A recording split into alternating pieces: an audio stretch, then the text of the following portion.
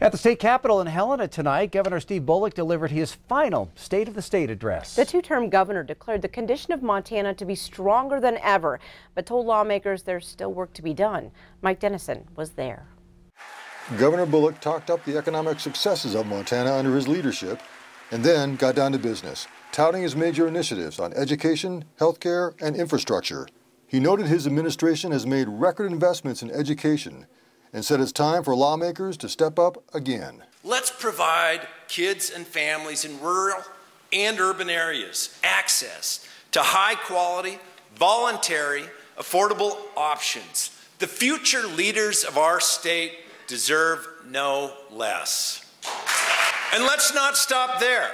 Let's once again freeze in-state college tuition and prevent what is effectively a tax increase on 28,000 Montana students and their families. Majority Republicans in the audience didn't clap much for those proposals or for very much of anything. But some in the GOP are working on their own preschool proposal, which we'll see later this session. On infrastructure, the governor noted that Montana is out of the mainstream by failing for 6 years to pass a large bonded package of building projects. We're out of step with the rest of the country. So I ask you to break that logjam. This session, let's deliver infrastructure for now and for the future generations that need it.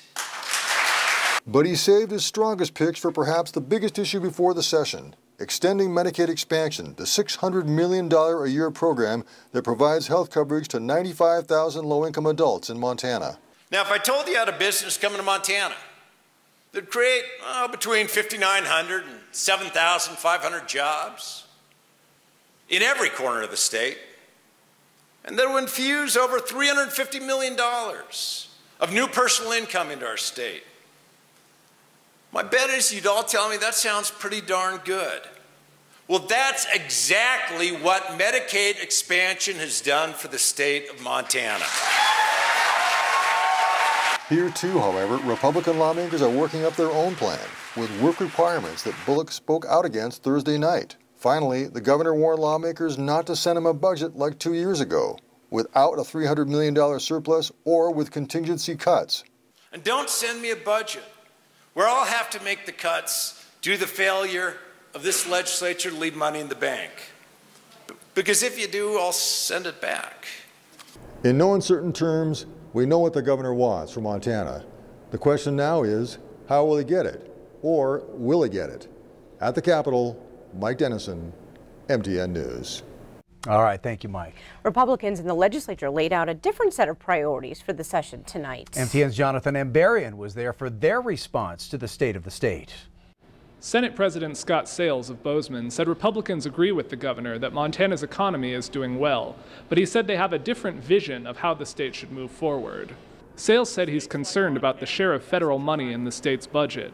He called for more emphasis on developing natural resources like timber and coal. And with the technology and the laws that we currently have in place, we can do this in an environmentally friendly fashion that doesn't degrade the great outdoors that we all cherish. And while Sales didn't directly address Governor Bullock's request to extend Medicaid expansion, he tied the health care issue back to economic growth. The best health care program that anybody can have is a good job so they can buy their own health care.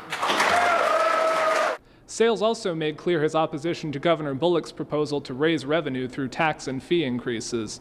There are likely to be many more battles over the budget over the next 3 months. At the Capitol, I'm Jonathan Ambarian, MTN News.